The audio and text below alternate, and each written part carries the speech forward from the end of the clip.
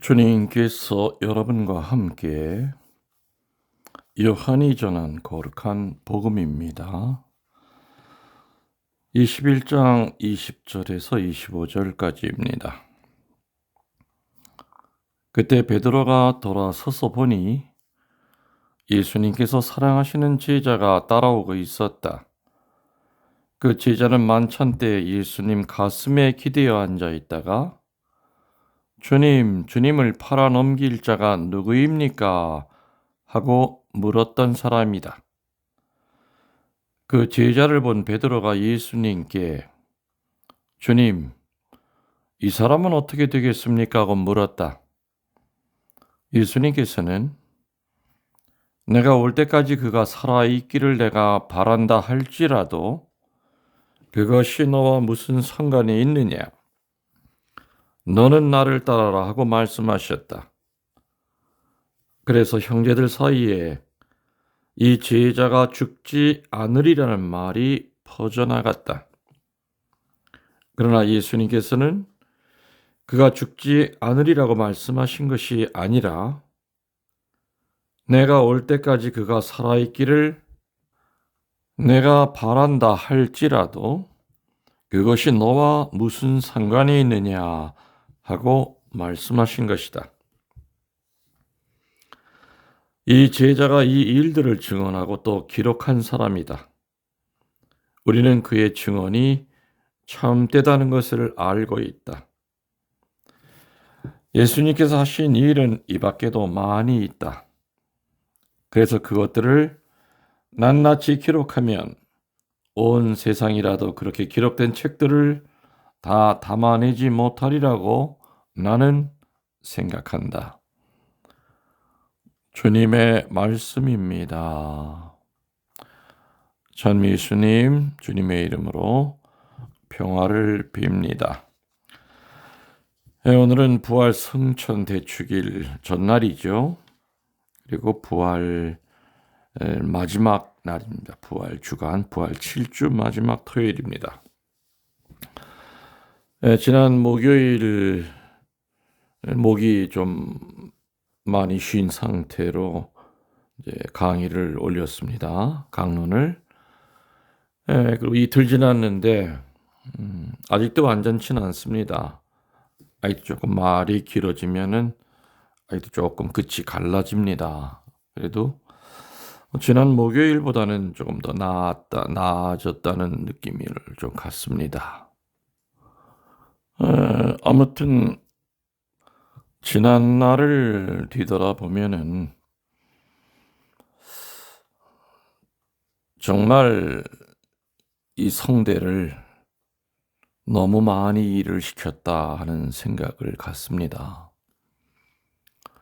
40여 년 동안을 거의 매일같이 강론, 피정, 이런 것들을 통해서 또 은퇴한 후에도 유튜브 강론을 통해서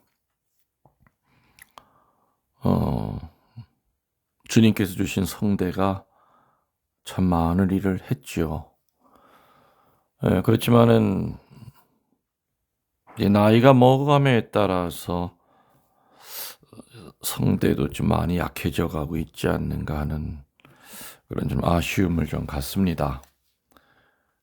예전 같으면은 미치를 강론을 해도 목소리가 사실 이렇게 쉰 적은 없었지만은 요 몇 년 사이에 목소리가 이렇게 주기적으로 이렇게 쉬는 걸 보니까 성대가 참 많이 일을 했고 또 하느님의 도구로 쓰여졌었다 하는 거. 그래서 지금부터라도 좀 아껴야 되지 않을까 하는 생각을 좀 갖습니다. 오늘 아시다시피 석가 탄신일입니다. 아시는 분은 아시겠지만 제가 살고 있는 여기 바로 이웃이 바로 절이 있습니다. 그래서 이따 미사 끝나고 한 12시쯤에 가서 식사를 좀 할 예정입니다. 그리고 미리 느티나무 가족들의 건강을 위해서 연등을 미리 하나 이렇게,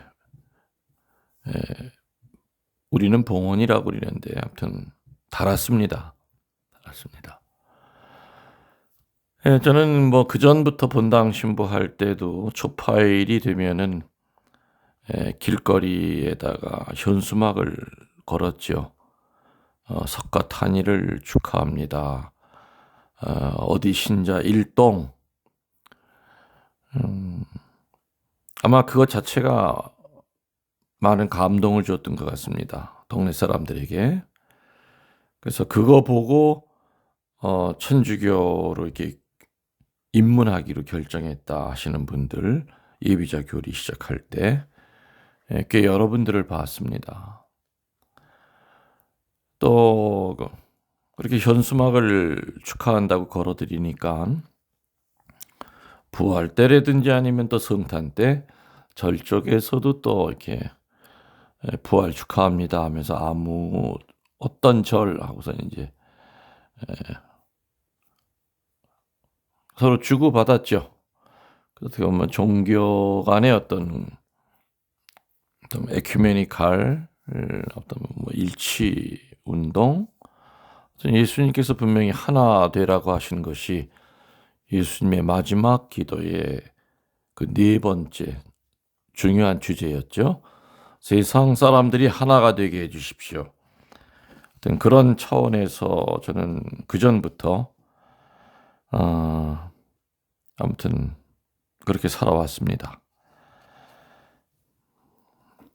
또 작년에 우연히 이곳으로 오다 보니까는 뭐 바로 옆에 조그만 절이 있고 그 스님이 농사 짓는 복숭아밭이 또 우리 주차장이랑 같이 또 붙어 있고, 그래서 하여튼 자연스럽게 이웃이 됐습니다. 물론 연배로 따지면은 뭐 나보다 한 7, 8살 미치신 그런 스님 같습니다. 서로 좋게 살아야지요. 그리고 또 서로가 돕고 살아야 되고, 예수님이 얘기하신 세상 사람들이 하나가 되게 해달라고 하는 것은 천주교 신자들끼리만 하나가 되라는 얘기는 아닐 겁니다. 종교를 초월해서 또 다른 종교를 끌어안으면서 예수님의 그 모습을 보여줘야 되는 것이, 예수님이 얼마만큼 열려 있었던 분이고 포용하는 분이었다고 하는 것을 보여줘야만 된다. 그런 방법으로 이 세상 사람들이 하나가 되게 해달라는 것이겠죠. 상대편의 어떤 상대편 종교의 교리라든지 그런 규칙을 무시하면서 우리 쪽으로 끌어들이는 건 안 됩니다. 존중해야죠. 존중하고 예의를 갖추면서 예수님의 모습을 이렇게 보여주는 것, 이것이 참다운 의미의 에큐메니칼, 소위 일치 운동이 아니겠는가. 물론 에큐메니칼 하면은 교회 일치를 얘기합니다. 개신교와 천주교. 그렇지만 저는 더 나아가서 뭐 다른 종파도 같은 의미로 이렇게 노력을 해야 되지 않는가 생각이 됩니다. 뭐 여러분들 살고 계신 근처에 뭐 절이 있다면 가셔서 뭐 점심 잡수시면 아마 줄 겁니다. 한국에 있는 모든 절에는 오늘 이렇게 다 식사를 대접을 합니다. 그리고 뭐 가셔서 연등 하나 뭐 다십시오. 뭐 우리 교리 어긋나는 거 아닙니다. 내가 그전부터 잘 알고 있던 뭐 법정 스님은 명동에 오면 명동 성당에 들러서 1시간이고 2시간이고 십자가를 바라보면서 이렇게 묵상을 하고 가셨다고 그럽니다. 뭘 묵상하셨는지 모르겠지만서도 아무튼 그 스님이 성당에 와서 기도하는 모습을 뒤에서 바라볼 때 얼마나 아름답겠습니까? 아마 그런 모습이 성자의 모습이 아니겠는가. 그저 내 종교, 내 교리만을 주장하고 배타적이고 타협적이고 제가 언젠가 그런 얘기 드렸죠. 명동에 가면은 뭐 북을 치고 나팔 불면서 에, 앞뒤로 뭐 이렇게 박스 같은 것을 둘러매고 글자를 이렇게 써서 소리 지릅니다. 예수 천국 불신 지옥. 어, 그 문구를 불교 신자들이 보면 얼마나 상처를 받겠습니까? 종교는 없지만은 익명의 크리스찬들이 삶 자체가 교회를 향하고 있고 하느님을 향하고 있는 그런 분들이 볼 때는 예수 천국 불신지옥이라고 하는 이 말은 참으로 무서운 말입니다. 주님은 그렇게 안 사셨습니다. 그리스도교는 그런 종교가 아닙니다. 또 여러분들 뭐 대신해서 오늘 가서 절밥 좀 먹고 오겠습니다. 그리고 연등 뭐 달라고 아무튼 뭐 부탁했으니까 뭐 달려 있으면 사진도 찍어서 카페에다가 한 장 올리도록 하겠습니다. 뭐 그건 그렇고요.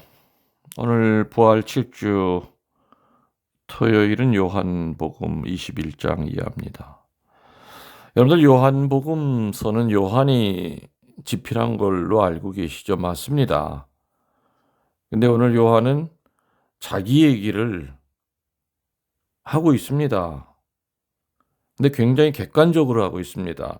자기가 자기 얘기를 이렇게 하는 것은 굉장히 쑥스럽고 어색하지만 요한 서도는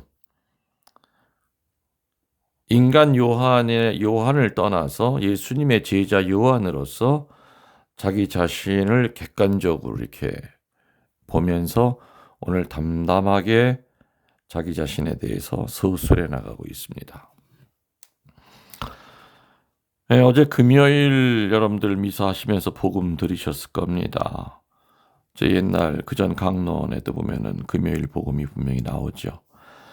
어제 들은 복음에서는 예수님께서 베드로에게 3번이나 요한의 아들 시몬아, 내가 이 사람들이 나를 사랑하는 것보다 더 나를 사랑하느냐고 물으셨습니다.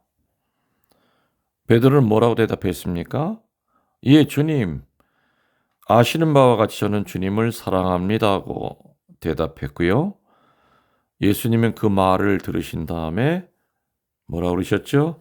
내 양들을 잘 돌보아라. 이렇게 답을 하셨습니다.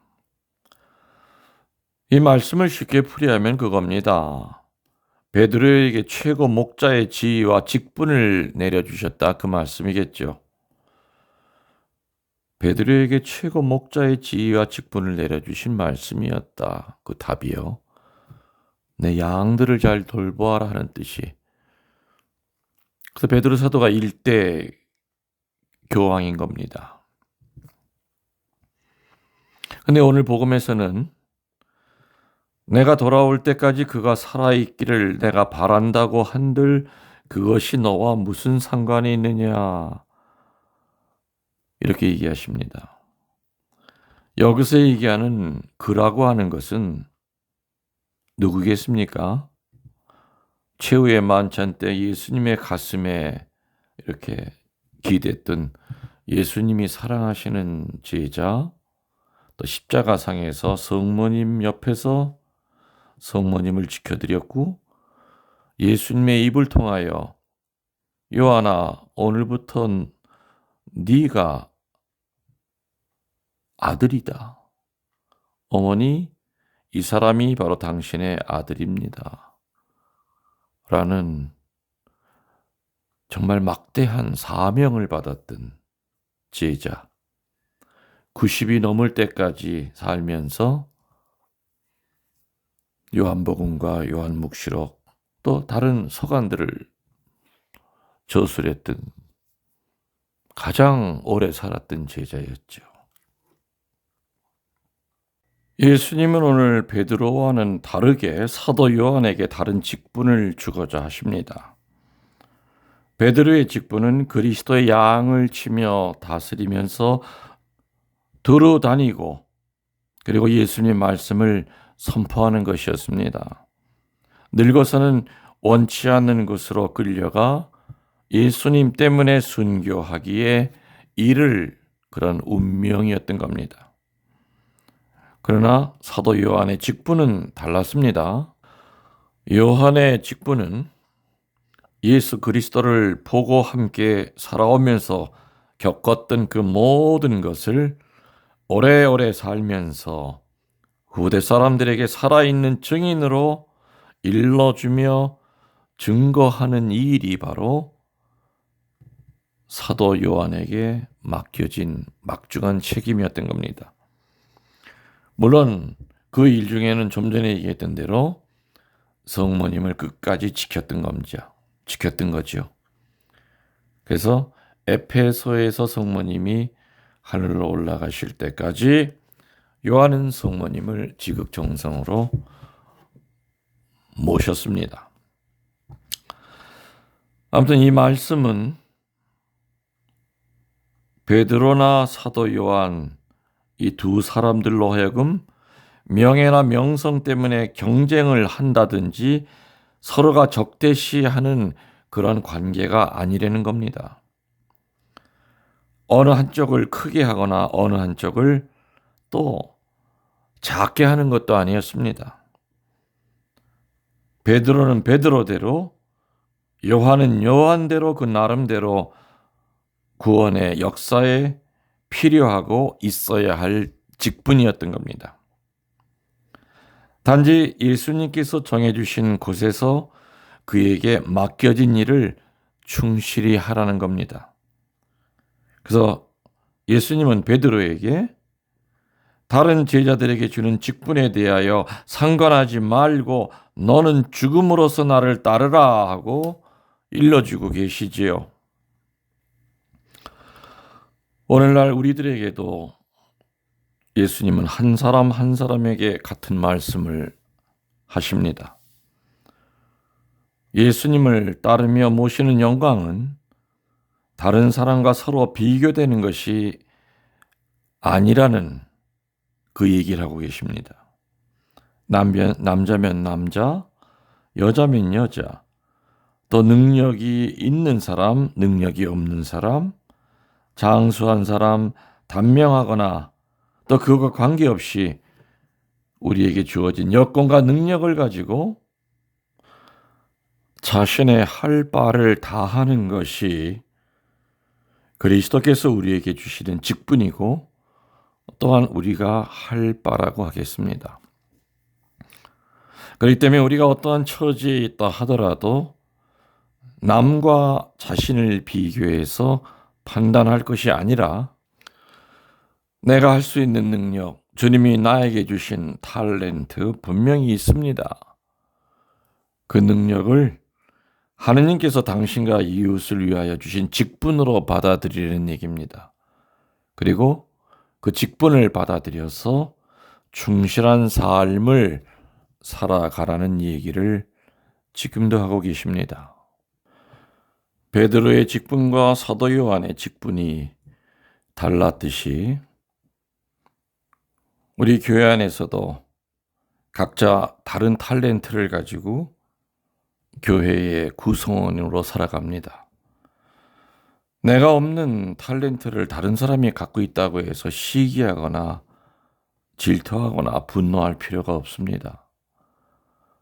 주님이 나에게 주신 그 탤런트가 무엇인지를 겸손되이 살펴보면 분명히 있습니다.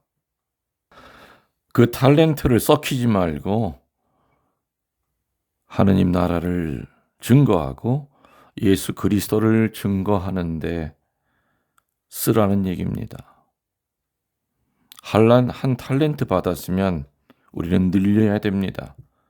그걸 땅에 묻어 놨다가는 주인이 돌아와서 큰 화를 입게 됩니다. 물론 사제들도 전부 다 탈렌트가 다릅니다. 또 사제들의 주어진 역할도 또 직분도 다 다릅니다. 어느 사제가 어떤 좋은 탤런트를 받았을 때 그것을 절대 시샘해서는 안 되겠지요. 또 어느 형제 자매가 내가 없는 것을 갖고 있을 때 그것을 시기 질투해서도 안 될 겁니다. 베드로 사도는 베드로 사도의 직분을 충실히 지키고 순교했고요. 사도 요한은 90이 넘어서까지 하나님의 말씀을 전하는 직분을 또 충실히 수행했습니다. 이제 부활 7주 이제 토요일로 부활 주간은 끝이 나고 내일은 성령 강림 이제 대축일입니다. 여러분 안에 분명히 성령이 함께하고 계십니다. 단지 내가 갖고 있는 상처라든지 여러 가지 어둠이 성령이 활동을 하지 못하게끔 막고 있을 겁니다. 성령이 함께하는 사람은 뭐가 달라도 다릅니다. 성령이 함께하는 사제는 또 성령이 함께하는 수녀는 성령이 함께하는 평신도는 분명히 다릅니다. 이 세상에 살고 있지만 이미 천국의 맛을 보고 있는 사람들입니다. 각 본당마다 아마 성령이 주시는 열매, 뽑기 뭐 하나씩 아마 받아갈 겁니다.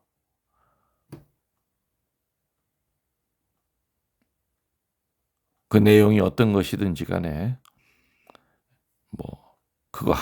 그 열매 하나만을 맺으려고 애쓸 필요 없이 성령이 활동하도록 내가 그 자세가 되면은 성령이 주시는 모든 열매는 다 맺을 수가 있습니다. 여러분들 영혼의 영혼을 더하여 사랑합니다. 전능하신 천주 성부와 성자와 성령께서는 이 말씀을 듣는 모든 이들에게 강복하소서. 아멘.